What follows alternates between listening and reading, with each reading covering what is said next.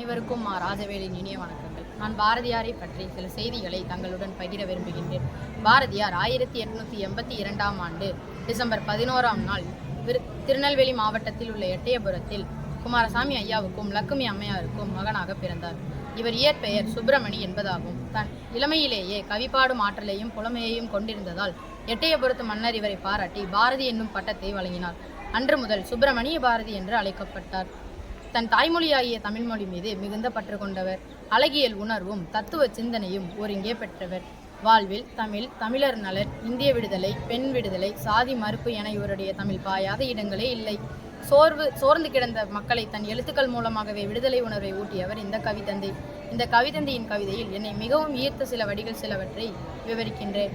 தேடி சோறு நிதம் தின்று பல சின்னஞ்சிறு கதைகள் பேசி மனம் வாடி துன்பம் பிற உழன்று பிறர் வாட பல செயல்கள் செய்து நரை கூடி கிளப்பருவம் எய்தி கொடுங்கூற்றுக்கு இரையான பின் மாயும் பல வேடிக்கை மனிதர்களைப் போல் நான் வீழ்வேன் என்று நினைத்தாயோ என கவிதை மூலமாகவே கர்ஜித்தவர்.